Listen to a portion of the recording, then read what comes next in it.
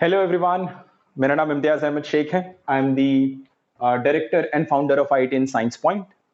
I teach the subject physics. This particular lecture is in continuation with what we have started is called as the Bridge course. It's also the foundation for JEE and NEET for students who are transiting from class 10th to class 11th. This will be the fifth session of vectors. 4 sessions पहले से हो चुके हैं। अब वो 4 sessions के अंदर हमने वेक्टर्स के फंडामेंटल्स की बात की है। We have spoken about operations that can be performed on vectors. हमने वेक्टर्स के एडिशन की बात की, हमने वेक्टर्स के सबट्रैक्शन की बात की।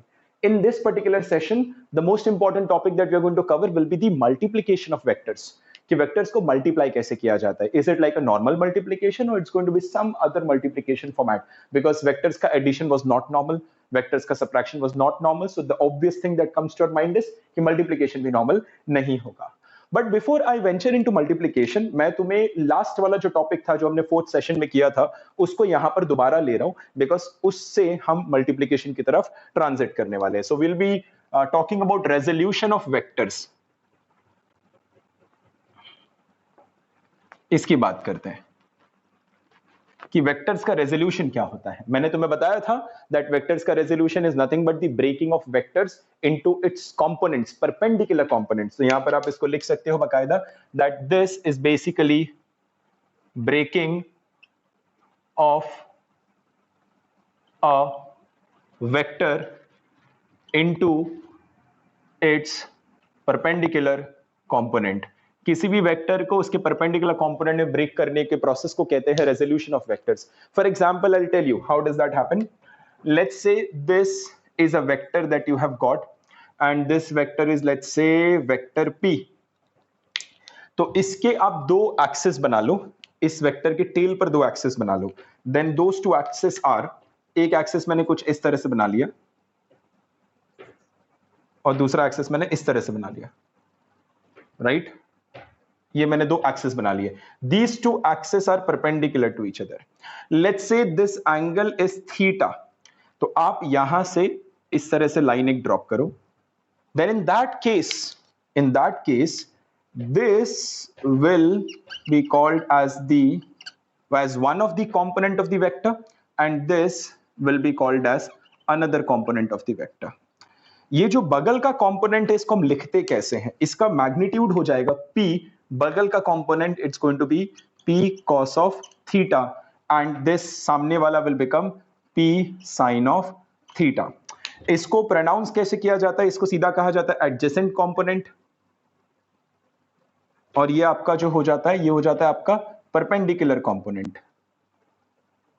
एडजेसेंट कंपोनेंट किससे मिलता है? कॉस से। परपेंडिकुलर कंपोनेंट कैसे मिलता है? साइन से, राइट? तो इस तरीके से हम वेक्टर को रिजॉल्व कर सकते हैं उसके दो कंपोनेंट में, adjacent and perpendicular. Now that was resolution of vectors that we have studied. Before I start with the multiplication of vector, I want you to understand the importance कि हमने vectors को break क्यों किया था। Resolution के बाद हमने देखा था कि any vector can be written as vector p is equal to px I cap plus py j cap plus pz k cap। किसी भी वेक्टर को आप इस तरह से लिख पा रहे थे। Obviously in this case I, j and k are representing the direction along x axis, y axis and z axis and these are components. This is x component. Similarly, this is y component and this is z component. Three different components of vectors. इस तरीके से हमने लिखा. Now, why are we even writing it in the format of ijk? Let me tell you, ijk के format में लिखने से कोई भी प्रॉब्लम आपकी आसान हो जाती है. The vector operations, be it addition, subtraction or multiplication, becomes very very easy. Why? Because ijk हमारे वेक्टर ऑपरेशन को, ijk हमारे वेक्टर ऑपरेशन को अल्जेब्राइक कर देता है। अल्जेब्राइक कहने का मतलब है कि अब इसको मैथमेटिकल फॉर्मूला और इसको एडिशन और सबट्रैक्शन नॉर्मल तरीके से किया जा सकता है। I am going to explain you this concept by using a question. सो मैं आपके सामने क्वेश्चन पुट अप कर रहा हूं और आपको उस क्वेश्चन को सॉल्व करना है। The question is, vector A मैंने आपको दे दिया है, vector A is i plus j minus 2k. Now see, I J के में कभी मैं कैप लिखूंगा कभी नहीं लिखूंगा. Obviously the standard convention is cap लिखना चाहिए, बट यूजुअली जेडब्ल्यू नीट में उतना टाइम होता नहीं है, तो सिर्फ आई जे के लिख के निकल जाते हैं. It is understood that they are unit vectors along x y z, तो इस बात का ध्यान रखना. और हमें दूसरा वेक्टर दे रखा हुआ है साथ में कि आपका वेक्टर बी जो है उसकी वैल्यू है 2i माइनस जे प्लस के. ये हमें दे रखा हुआ है और पूछा गया है हमसे find the magnitude of 2a minus 3b. Yes, find the magnitude of 2a minus 3b. ये एक वेक्टर दे रखा हुआ है हमें और इस वेक्टर का हमें मैग्नीट्यूड निकालने बोला है. So you are supposed to now find the magnitude of 2a minus 3b. अब अगर आप इसको सोचेंगे, अच्छा, before I say anything about this question, what you're supposed to do is you're supposed to pause the video, try attempting the question yourself in whatever way you want to, जिस भी तरीके से आप करना चाहते हो, and then come back and resume. All right, now in this question हमें 2a minus 3b का magnitude निकालने बोला है. If you're able to see these two vertical lines, they're called as magnitude. हमें magnitude निकालने बोला है. Now, if you go by triangle law, because this is subtraction of vectors, you can say this is subtraction of vectors और साथ ही साथ scalar का multiplication भी है. Now, you can definitely do this question by using triangle law. You can definitely do this question by using parallelogram law by making diagrams. But in that case, it will become a little difficult to solve. So, इस case में वैसे हम नहीं करेंगे. IJK हमें दे रखा हुआ है, that makes our life very, very easy. So, I'm going to tell you a very simple way in which you can solve this question. But before I do that, इस पार्ट को जरा note कर लो pause करके, क्योंकि मुझे इसको रब करना है अभी. ठीक है, रब करते हैं इसको, because I will be solving the question on this side.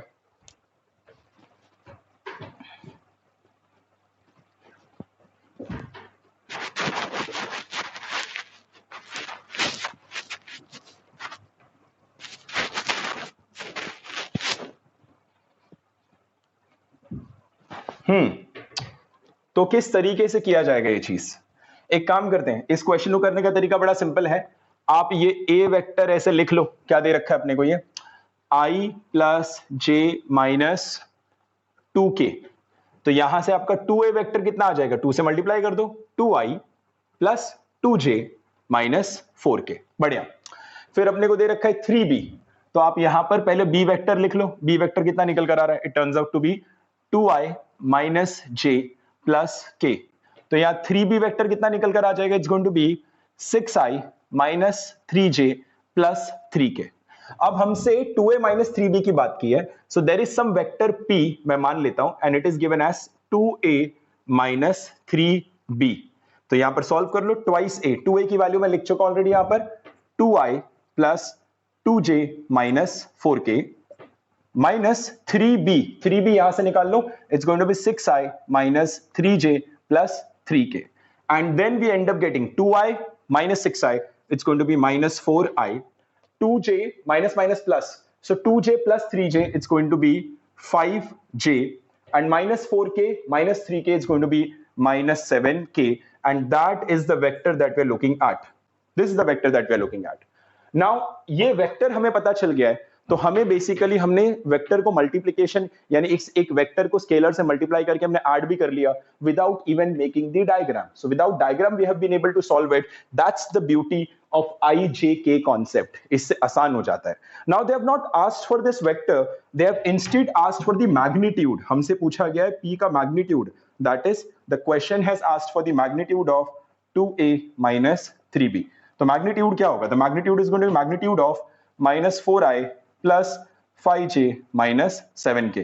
Magnitude क्या होता है, under root of x component का स्क्वायर. x कॉम्पोनेंट का स्क्वायर क्या हो जाएगा, it's going to be 4 square plus y component का square, that's going to be 5 square plus z component का square, that's going to be 7 square, which turns out to be under root of 16 plus 25 plus 49. 25 plus 49 will make it 69, 74. 74 plus 16 will make it 90. So that's going to be under root of 90, which is 3 under root of 10. And that is the answer. ये हुआ हमारा IJK का application. And that is what I want you to understand कि IJK हमारे addition और subtraction दोनों को ही आसान बना देता है। तो अब आप इसको कॉपी करो, आगे बढ़ते हैं।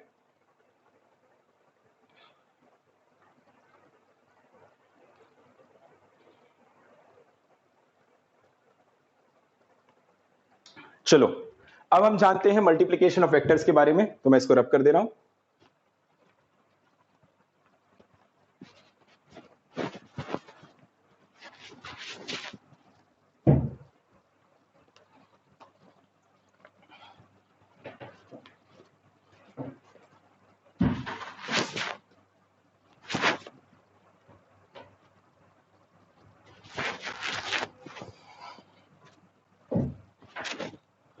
मल्टीप्लिकेशन ऑफ वेक्टर्स दो तरीके से किया जाता है, and definitely this is not like the standard multiplication, ये बाकायदा अपने रूल्स से ड्रिवन होगा। तो मल्टीप्लिकेशन ऑफ वेक्टर्स हमारे दो तरीके से किए जाएंगे। The first is called as dot product and the second is called as cross product. पहले को डॉट प्रोडक्ट कहते हैं, दूसरे को क्रॉस प्रोडक्ट कहते हैं। डॉट प्रोडक्ट को स्केलर प्रोडक्ट भी कहा जाता है और क्रॉस प्रोडक्ट को वेक्टर प्रोडक्ट भी कहा जाता है। नाउ व्हाई इज इट कि डॉट प्रोडक्ट को हम स्केलर प्रोडक्ट कहते हैं और क्रॉस प्रोडक्ट को हम वेक्टर प्रोडक्ट करते हैं? बहुत इंपॉर्टेंट पॉइंट है। डॉट प्रोडक्ट को स्केलर प्रोडक्ट इसलिए कहते हैं because the outcome is scalar, यानी डॉट प्रोडक्ट करने के बाद जो आउटकम निकल कर आएगा, जो रिजल्ट निकल कर आएगा, that is going to be scalar in nature. Whereas cross product करने के बाद जो आउटकम निकल कर आता है, जो रिजल्ट निकल कर आता है, that is vector in nature. And hence based on the result का type, if the result is scalar, it is called as scalar product, also called as dot product. If the result is vector, it is called as vector product, also cross product. अब vector product क्या होता है इसके बारे में बाद में पढ़ेंगे, अभी हम एम्फेसिस देना चाहते हैं डॉट प्रोडक्ट को। So we will be studying about dot product which is also called as scalar product. Dot product लिखा कैसे जाता है इसको समझना। लेट्स से मेरे पास दो वेक्टर है, ए वेक्टर और बी वेक्टर, तो मैं डॉट प्रोडक्ट करने वाला हूं। So I will be writing A dot B. इसको पढ़ेंगे कैसे? इसको पढ़ा ऐसे जाएगा, vector A dot vector B, यानी कि ए डॉट बी, और इसका जो वैल्यू निकल कर आता है वो होता है magnitude of vector A multiplied by magnitude of vector b cos of theta, where this theta is angle between vector a and vector b। कहने का मतलब ये है कि आपका ये वेक्टर a था और ये वेक्टर b था, तो इनके बीच का जो एंगल है वो थीटा था। तो आपको क्या लिखना होता है? You are suppose to write this as the magnitude of vector A multiplied by the magnitude of vector B into cosine of theta। ये होता है आपका A dot B का मतलब, यानी A dot B is magnitude of A, magnitude of B, cos of theta। अब इसको समझते हैं कि भाई इसका ज्योमेट्रिकल सिग्निफिकेंस क्या है, यानी ज्योमेट्रिकली इसका मतलब क्या होगा। So we are talking about geometrical significance of A dot B. A dot B का ज्योमेट्रिकली मतलब क्या होता है उसको जानने की कोशिश करते हैं। मैं यहां पर इस तरीके से लिख दे रहा हूं कि आपका जो वेक्टर है वो ये है मेरा वेक्टर, लेट्स से यहां लिख देते हैं, this is my vector A and this is my vector B, और इनके बीच का एंगल है कुछ इस तरीके से थीटा। अब a डॉट बी जब हम देखते हैं तो हमने लिखा था कि भैया a dot B was equal to magnitude of a magnitude of b cos of theta. But इसको दो तरीके से मैं लिख सकता हूं।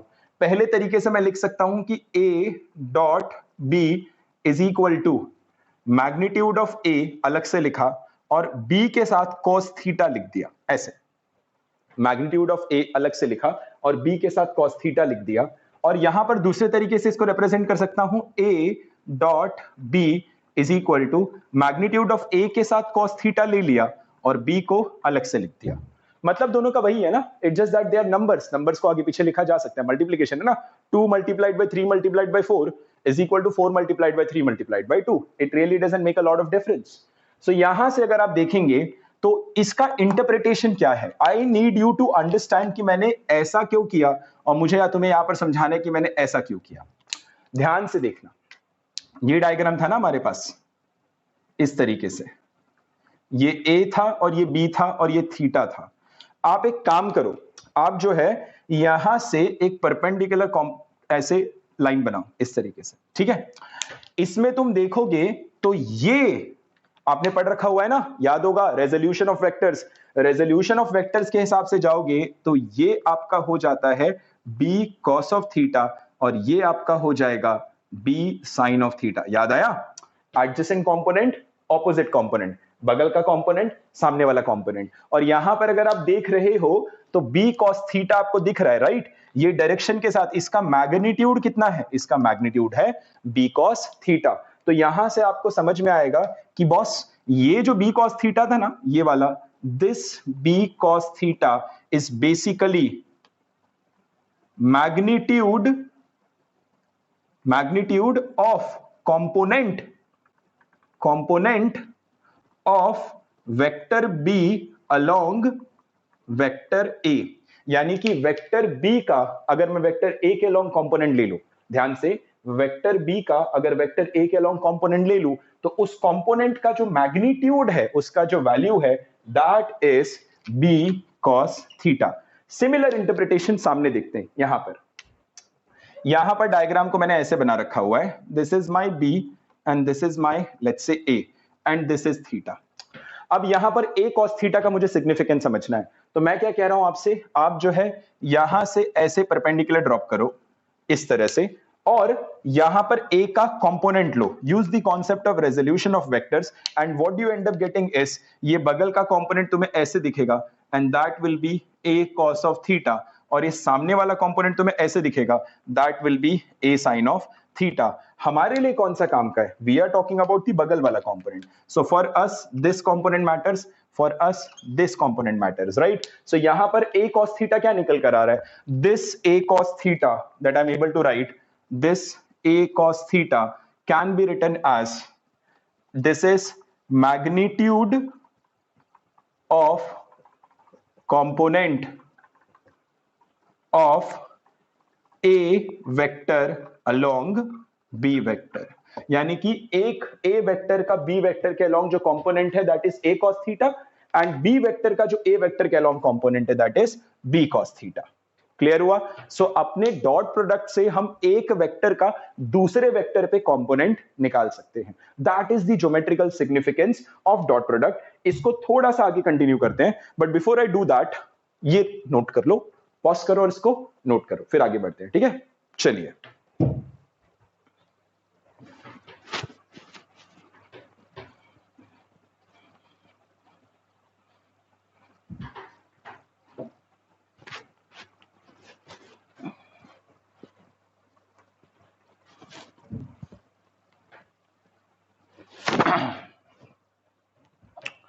ओके। सो यहां पर मैं इसको थोड़ा फर्दर एनालाइज करने जा रहा हूं, इस वाले को।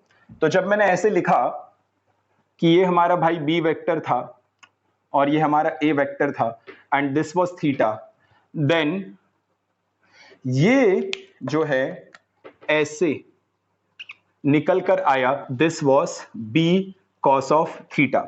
सो आपका B cos theta was the magnitude of vector b along vector a, and you can say that अगर b sin theta कोई कह दे इस तरीके से b sin theta, so b sin theta is the magnitude of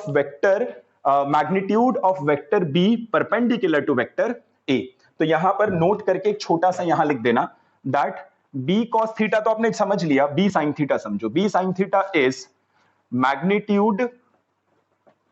magnitude of vector b perpendicular to vector a, vector b perpendicular to vector a, this is perpendicularity sign। ठीक है, तो ये चीज आप नोट कर लीजिएगा।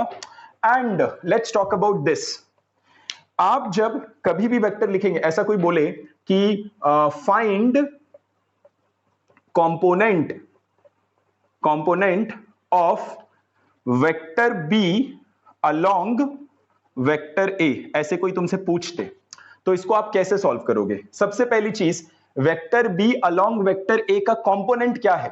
The component is B cos of theta, where theta is the angle between vector B and vector A. So ये तो कंपोनेंट हो गया, बट ये मैग्नीट्यूड है। लेकिन एक वेक्टर का दूसरे वेक्टर के अलोंग जो कंपोनेंट होगा वो खुद एक वेक्टर होगा। अगर तुम देखो तो बी को अगर मैं दो पार्ट में डिवाइड कर रहा हूं रिजॉल्व करके, तो आपको एक ये दिख रहा है और एक ये दिख रहा है, एक ये दिख रहा है यहां पर और एक ये दिख रहा है, ये दिखा और ये दिखा। सो देख रहे हो, इसकी भी डायरेक्शन है, इसकी भी डायरेक्शन है। इसका मैग्नीट्यूड भी cos theta but it has a direction, इसका मैग्नीट्यूड भी sin theta but it has a direction. So in that case b cos theta तो आपका मैग्नीट्यूड हो जाएगा, लेकिन आपको इसको डायरेक्शन के साथ लिखना होगा। तो आपको लिखने की जरूरत है यहां per unit vector. Unit vector मैंने बताया था, what is the purpose of unit vector? The purpose of unit vector is to give direction to something. तो यहां पर हमें इसको डायरेक्शन देना है। ये देख रहे हो कि b cos थीटा का डायरेक्शन a के अलोंग है, b cos थीटा का डायरेक्शन a के अलोंग है। तो a के अलोंग डायरेक्शन क्या होगा? a के अलोंग डायरेक्शन होगा, ध्यान से, it's going to be a cap. a cap क्या होता है? Unit vector along a। और यूनिट वेक्टर क्या होता है? डायरेक्शन देने वाला कंपोनेंट, डायरेक्शन देने वाला parameter. So in this case आपका मैग्नीट्यूड b cos थीटा हो जाएगा और आपका डायरेक्शन हो जाएगा a कैप। इस तरीके से आपने लिखा the component of b along a, the component of b along a। अब ये b cos थीटा को हम कैसे लिखेंगे? यहां पर अगर आप देखें तो आपको दिखेगा कि b cos theta can be written as a dot b, और इसको नीचे लेकर आओ तो upon a। b cos theta can be written as a dot b upon a। देखो यहां पर अगर आप देख रहे हैं, so this is a dot b which is a into b cos theta. So b cos theta will be a dot b upon a। तो इसको आप लिख देना a dot b upon a multiplied by a cap. ये हो गया आपका component of b along a। तो यहां से आपको कुछ याद रखना है। अब हर बार जो है इस तरह से एनालिसिस करके नहीं लिखेंगे, एक नोट करके लिख लो। कभी भी एक वेक्टर का दूसरे वेक्टर पे कंपोनेंट निकालने बोला हो तो झट से करना आना चाहिए। तो यहां पर एक नोट लिख लो,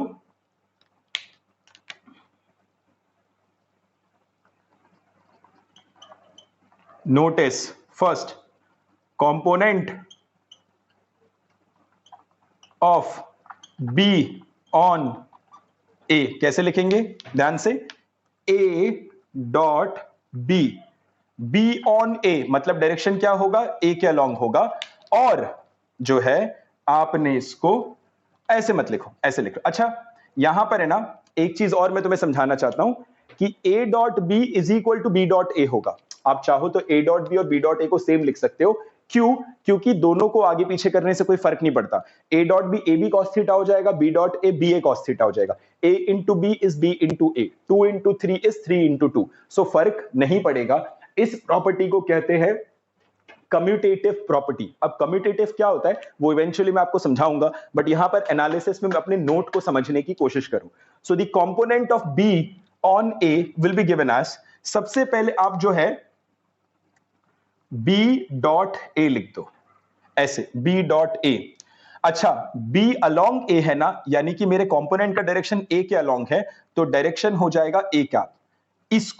इसको मैग्नीट्यूड को डिवाइड कर दो, component of b on a है ना, तो a के मैग्नीट्यूड से डिवाइड कर दो, यानी b ऑन a मतलब b डॉट a अपॉन सामने वाले का मैग्नीट्यूड। सामने वाला कौन है? ये वाला, b डॉट a अपॉन सामने वाले का magnitude a cap.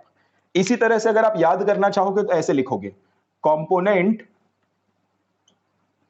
Of a on b, तो इसको कैसे लिखोगे? a ऑन b बोला है ना, तो इसको लिखो a dot b। Along b है ना, तो b कैप इसका यूनिट वेक्टर हो जाएगा, और a ऑन b मतलब b का मैग्नीट्यूड। तो इस तरीके से आप एक वेक्टर का दूसरे वेक्टर पे सक्सेसफुली कंपोनेंट निकाल सकते हैं। This is the geometrical interpretation of dot product, यानी डॉट प्रोडक्ट का इस्तेमाल करके आप जो है एक वेक्टर का दूसरे वेक्टर के लॉन्ग कंपोनेंट निकाल सकते हैं, both in terms of magnitude as well as in terms of direction. यहां पर अगर आप देखेंगे, so this is the magnitude and this is the direction. Take a small pause, note this, because now I'm going to take this off from the board as we move forward.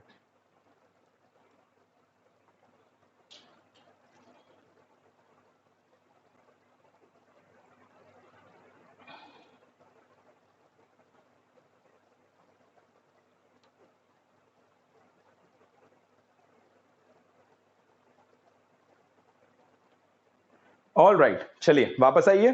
अब मैं इसको रब कर रहा हूं इस हिस्से को, और हम थोड़ा सा आगे बढ़ते हैं। इनफैक्ट मैं पूरा ही रब करने जा रहा हूं because that will give us enough space to do further analysis.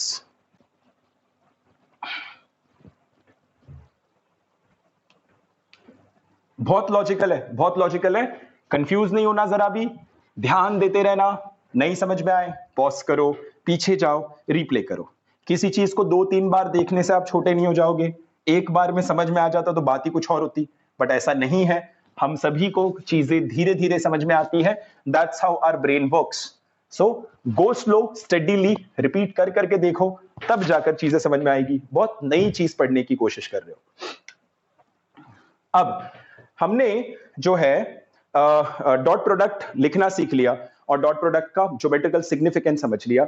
अब जो है हमें जानने की जरूरत है कि डॉट प्रोडक्ट ज्योमेट्रिकली तो हमने समझा, लेकिन अल्जेब्राइकली डॉट प्रोडक्ट का मतलब क्या है। अल्जेब्राइकली बात करने का मतलब क्या है। व्हेन आई से अल्जेब्राइकली, आई मेंट टू टेल यू कि आई जे के वेक्टर को अल्जेब्रा का नेचर कौन देता है, आई जे के, बिकॉज उसमें अल्जेब्रा की तरह एडिशन होती है, अल्जेब्रा की तरह सबट्रैक्शन हो जाती है, right. So dot product in case of I J K और I cap, J cap and K cap, यानी आई जे के में डॉट प्रोडक्ट कैसे किया जाएगा। What we are trying to understand is कि बॉस आई डॉट आई क्या होगा, बॉस आई डॉट जे क्या होगा, के डॉट के क्या होगा, और भी चीजें हम जानने की कोशिश कर रहे हैं। आई डॉट जे क्या होगा, जे डॉट के क्या होगा, के डॉट आई क्या होगा। ये सारे सवाल हमारे मन में है कि डॉट प्रोडक्ट इन वेक्टर्स का कैसे होता है, बिकॉज यूनिट वेक्टर भी तो अपने आप में वेक्टर है। तो ये चीज आप जान लो। इसको याद कैसे करते हैं, इसको लिखेंगे कैसे, वो मैं बता रहा हूं। आप जो है इस तरह की मैट्रिक्स बनाओ, ऐसे लिखो आई जे एंड के, यहां पर लिखो आई जे एंड के, आई जे के, आई जे के, और इस तरीके से रोज और कॉलम्स बनाओ।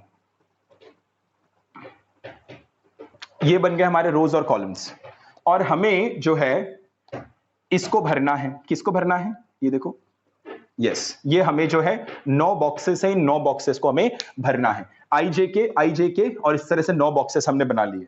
आप जो है इसको 1 लिखो, इसको 1 लिखो, इसको 1 लिखो, और बाकी सब को 0 लिखो। ठीक है, आप इसको लिखो 1, इसको लिखो 1, इसको लिखो 1, बाकी सबको 0 लिखो। इससे आपको याद हो जाएगा। देखो, आई डॉट आई 1 लिख दिया, जे डॉट जे 1 लिख दिया, के डॉट के 1 फिर से लिख दिया। बहुत बढ़िया। अब आगे देखते हैं। Yes, now I dot J 0, J dot के 0, के dot I 0, right. Similarly I dot के 0, जे डॉट आई 0, के डॉट जे 0, यानी कि आई dot I 1, J dot J 1, के डॉट के 1, बाकी सारे क्या हो जाएंगे 0। आई dot I 1, J dot J 1, के डॉट के 1, बाकी सारे हो जाएंगे 0। तो इस पर्टिकुलर मैट्रिक्स से या रोज एंड कॉलम से आपको ये चीज ध्यान में रहेगा। Now the question that might come to your mind is कि सर आप ऐसा क्यों बोल रहे हो कि आई डॉट आई 1 होता है, जे डॉट जे 1 होता है, आई डॉट आई 1 होता है और आई डॉट जे 0 हो जाता है। Now this is one question जो मैं तुम्हारे ऊपर छोड़ रहा हूं। मैं तुम्हें अभी तो ये चीज नहीं बताऊंगा, लेकिन तुम थोड़ा घर पे पढ़ने के बाद, इस सेशन को देखने के बाद थोड़ा दिमाग खुद लगाना। एच सी वर्मा पढ़ना, डीसी पांडे पढ़ना, बीएम शर्मा पढ़ना, जो तुम्हें किताबें पसंद हैं, गूगल पे जाना, गूगल पे थोड़ा रिसर्च करना, एनसीईआरटी रीड करो, महाराष्ट्र स्टेट बोर्ड की टेक्स्ट बुक रीड करो. I want you to come out with the reason why i dot I equal to 1 and why i dot J equal to 0. अगले class में ये question मैं address करने वाला और तुम्हें समझाऊंगा इसी डॉट प्रोडक्ट का कॉन्सेप्ट यूज करके. But before I venture into that, थोड़ा सा सवाल करके देखते हैं कि भाई ये क्वेश्चन कैसे हम सॉल्व कर पाएंगे. So now I have something for you. I am putting up a question. The question is, हमें दे रखा हुआ है वेक्टर ए दे रखा है हमें 2i माइनस 3j प्लस के. यस, वेक्टर ए दे रखा हुआ है 2i माइनस 3j प्लस के. कैप मैं नहीं लगा रहा बट आपको लगाना चाहिए. i प्लस जे प्लस के. वेक्टर बी दे रखा हुआ है मुझे i प्लस जे प्लस के. तो वेक्टर ए दे रखा है, वेक्टर बी दे रखा हुआ है और हमसे कुछ सवाल पूछे गए हैं यहां पर. तो फाइंड, एक लिस्ट ऑफ सवाल है जो हमें एड्रेस करना है. पहला सवाल हमसे पूछता है कि भैया ये बताओ कि a डॉट b कितना होगा. दूसरा सवाल हमसे पूछा गया है angle between a and b. What is going to be the angle between vector a and vector b. इनके बीच का एंगल कितना होगा. और तीसरा सवाल हमसे पूछा गया है projection of vector a on b. Projection of vector a on b. अब मैं तुम्हें बता देता हूं, प्रोजेक्शन का मतलब होता है कंपोनेंट, यानी कि component of vector a on b, जो आप निकालना थोड़ी देर पहले सीख चुके हो. अब आपको इस सवाल को सॉल्व करना है. What you are supposed to do is as usual standard format, pause it, write the question, try attempting it yourself and उसके बाद मैं आपको सॉल्व करके दिखाऊंगा. मैं वीडियो से 2 सेकंड के लिए हट जा रहा हूं. स्क्रीन को पॉज कर लो, नोट कर लो और फिर हम आगे बढ़ेंगे. बहुत बढ़िया. अब इसको रब कर रहा हूं मैं क्योंकि अब हम इस क्वेश्चन को करेंगे. कैसे करेंगे बताता हूं.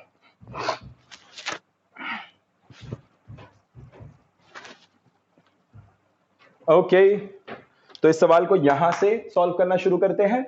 a डॉट बी हमें निकालने बोला गया है, तो a डॉट बी हम कैसे निकालेंगे. Okay, so this is going to be a dot b. तो a को वैसे का वैसे लिखो 2i minus 3j plus k dot i plus j plus k. अच्छा, एक चीज मैं यहां पर तुम्हें बताना भूल गया. इस क्वेश्चन को सॉल्व करने से पहले हमें प्रॉपर्टीज ऑफ डॉट प्रोडक्ट लिखना है. तो चलो यहां पर पहले लिखो properties of dot product. Dot product की प्रॉपर्टीज क्या होती है. तो सबसे पहली प्रॉपर्टी डॉट प्रोडक्ट की होती है दैट आउटकम इज स्केलर. ये मैं शुरुआत में बता चुका हूं कि जो भी रिजल्ट निकल कर आएगा that is going to be a scalar quantity. Second, it is commutative. Commutative का मतलब समझना. कॉम्यूटेटिव का मतलब होता है कि a डॉट b जो है b डॉट a के बराबर होता है.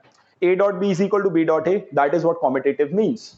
थर्ड देखते हैं, it is also distributive. Distributive कहने का मतलब है हम इसको डिस्ट्रीब्यूट कर सकते हैं. कैसे कि आप लिखेंगे अगर a dot b plus c, तो इसको बड़ी आसानी से आप डिस्ट्रीब्यूट कर सकते हो. a b के साथ जाएगा प्लस a c के साथ जाएगा. So this will be written as a dot b plus a dot c.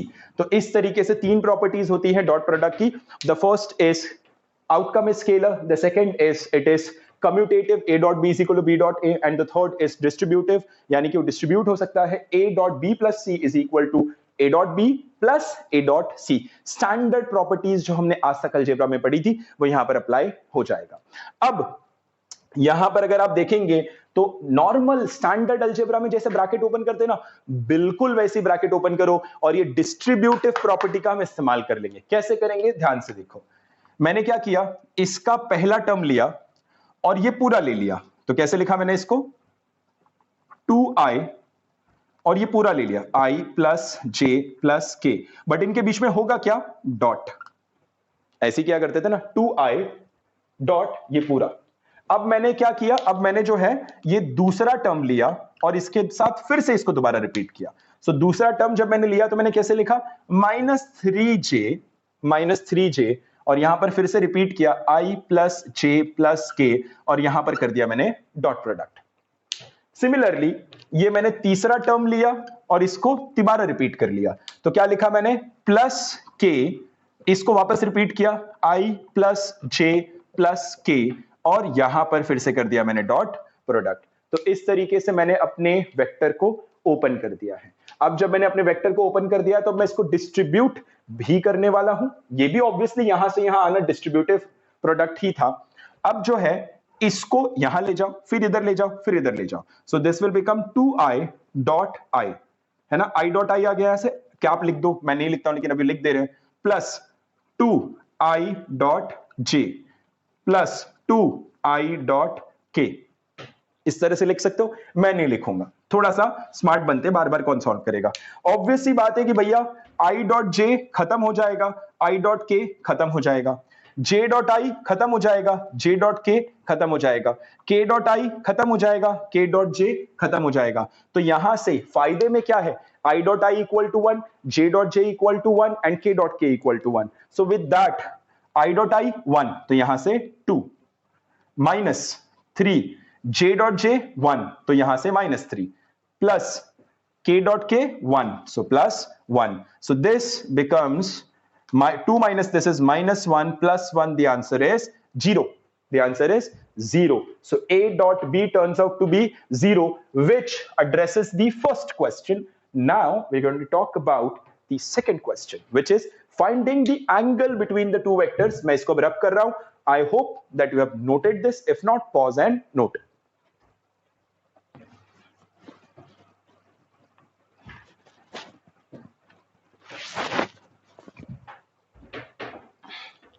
Okay, coming to the second part, angle between A and B.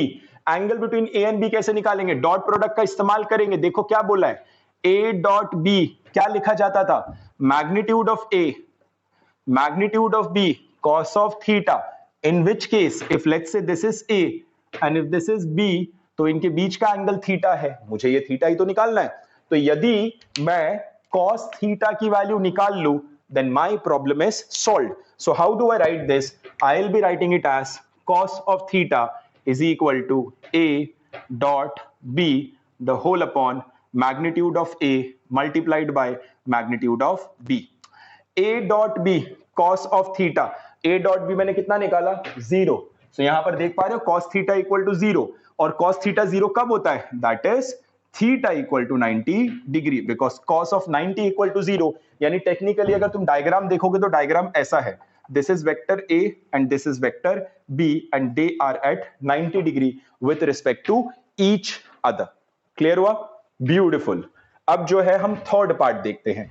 ये हमारा फर्स्ट पार्ट था, यहां पर I ended up solving the first part, यहां पर I have solved the second part, now I am going to solve the third part.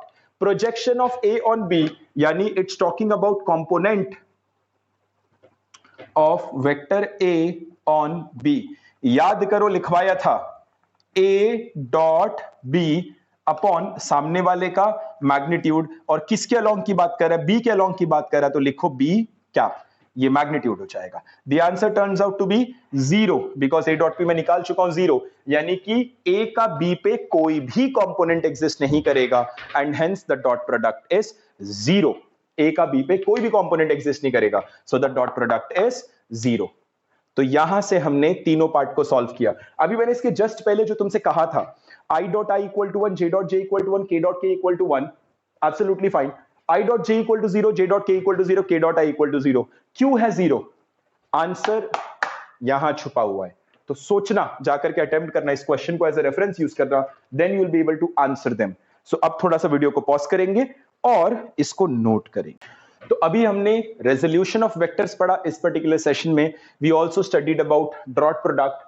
Dot product का हमने geometrical significance जाना, डॉट प्रोडक्ट को हमने अलजेब्राइकली डील किया, आई जे के कैप के बारे में जाना, एक वेक्टर का दूसरे वेक्टर पे कंपोनेंट कैसे लेते हैं हमने इस बात को समझा, राइट। सो ये सारी चीज हमने इस सेशन में पढ़ी है।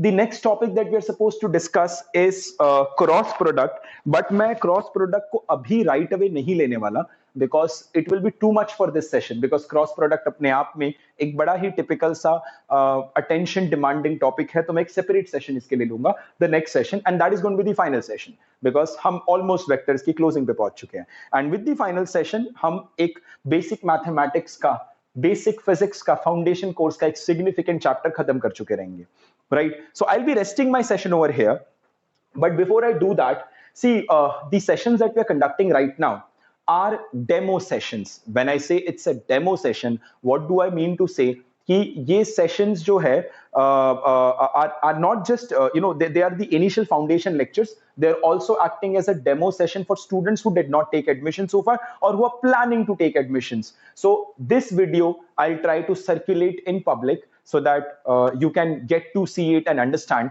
But vectors का ये 5वां session है. Before you see this lecture, I would really want you to go through all the 4 lectures in the past. Otherwise, जो है आप connection establish नहीं कर पाओगे. एक बहुत ही आसान सा topic हो सकता है, आपको complicated लगना शुरू हो जाए. So it's very important that you follow everything step by step. That is very, very necessary. See, the demo sessions, आप सारे लेक्चर को तो डेमो सेशन की तरह रख नहीं सकते. सो इन दी कमिंग फ्यू सेशंस जो है ये लेक्चर्स को हम रेस्ट्रिक्ट कर देंगे, and these lectures will only be limited to the students who have taken admissions. It will not be visible on a public platform, and hence we request you that if you have made up your mind for JEE and NEET preparation, and if you're taking science, let's not wait for the lockdown to get over, because we certainly do not have an idea as to when it is getting over. All we can see, it's getting extended day by day, because that is the need of the hour. And it's happening on a national and international scale. We're dealing with a pandemic, so let's not restrict our preparation to that. अपने decision को lockdown तक मत रोकिए. Decide as early as possible and start preparing, right? And in case you think that we can prepare you well, you have already seen the demo lectures, then yes, you have the number in the description. The WhatsApp that is going to come to you will have my WhatsApp number personally. If you have any query related to the preparation of or any preparation in the domain of science, be it engineering, medical, NDA, architecture, whatever it is, drop me a WhatsApp, call me, get on a conversation, get enough information, decide and start. It's very, very important that you start ASAP. Please do not delay your preparation, because the exam which is going to conduct it in 2022 will not be considering the fact कि आपका ये pandemic हुआ था, right? It might happen कि पूरा syllabus आएगा, right? It is 2 years down the line. Why waste time? अभी आपके पास वक्त है. You're there at home. Make the best of it. तैयारी करना शुरू करो. Amazing time, best time है. घर पे पूरी तरह फ्री हो, पढ़ना शुरू कर दो, है ना? By the time people think of starting, you might have already covered up a significant amount of syllabus, which is going to give you a very strong advantage over others. So make the best of it. Be an opportunistic. Try and start with your preparation. It's going to be amazing. You'll have a very strong lead in your preparation, right? So start as early as possible. I'm going to end the session right now at this point of time. Next session we'll start with cross product. Thank you. Bye-bye.